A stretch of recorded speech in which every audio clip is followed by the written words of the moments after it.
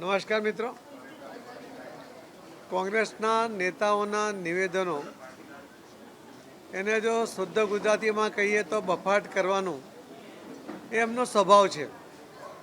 આજે જ્યારે એમને ભીત ઉપર એમની હાર દેખાઈ રહી છે અને ગુજરાતમાં તો clear cut 26 seat Bharatiya Janata party જીતી રહી છે, ત્યારે સ્વાભાવિક એમને બોખલાટને કારણે ગમે તેવા નિવેદન કરવા, ગમે તે સમાજ માટે ગમે તેવા શબ્દ પ્રયોગ કરવા એ એમનો સ્વભાવ રહ્યો છે.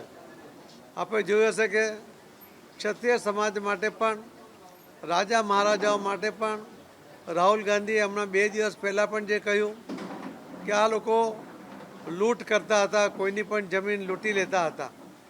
એમને કદાચ ઇતિહાસ ખબર નથી. સ્વાભાવિક છે, આખો દેશ જાણે છે કે એમનો રાજકીય ઇતિહાસ જાણવામાં એમને કોઈ રસ પણ નથી અને એટલા જ માટે એમણે આવી વાત કરી છે. આજે પણ આ દેશને અખંડ ભારત બનાવવા માટેની જે કલ્પના હતી અને સરદાર વલ્લભભાઈ પટેલ એમણે જ્યારે ટહેલ નાખી ત્યારે ગુજરાતમાંથી ભાવનગરના સૌથી પહેલાં એમણે પોતાનું રજવાડું એ સરકારને આપી દીધું હતું અને ત્યાર પછી પણ બાકીના બધા જ લોકોએ 532 કે એનાથી વધુ આ રજવાડાઓ એ અખંડ ભારતના નિર્માણ માટે આ રાજા મહારાજાઓએ આપી દીધા હતા. તેનો સ્વભાવ લૂંટનો હોય, ક્યારેય આ રીતે સમર્પિત ન થઈ શકે. દેશ માટે સમર્પણની ભાવના એક ક્ષત્રિય સમાજની અંદર પણ જબરજસ્ત છે, પણ કોંગ્રેસને ક્યારેય એની કદર નથી. એમણે આપેલા જે પ્રોમિસ હતા સાલિયાણાના એ પણ એમણે બંધ કર્યા. અન્ય રીતે એમને ખૂબ મોટો અન્યાય એ કરતા આવ્યા છે. એમને કદાચ ગુજરાતના રાજા મહારાજા કે દેશના એમનો પણ એમણે અભ્યાસ કરવો જોઈએ. ગુજરાતની અંદર ભાવનગર હશે, વડોદરા હશે, ગોંડલ હશે અને બીજા પણ અન્ય રાજાઓએ જે સારો વહીવટ કર્યો.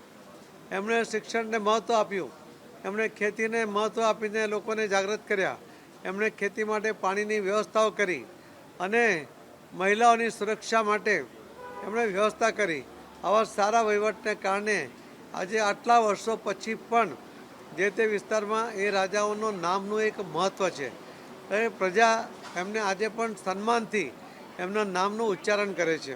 પરંતુ આ કોંગ્રેસ કે જેમણે પટેલ અને ક્ષત્રિય સમાજ માટેના જે શબ્દો કહ્યા છે, તો આ પટેલ સમાજમાં પણ સરદાર વલ્લભભાઈ પટેલ જેવા આગેવાનો કે એમણે અખંડ ભારતની રચનાનો કોઈને યશ જતો હતો એકમાત્ર સરદાર વલ્લભભાઈ પટેલને જાય છે.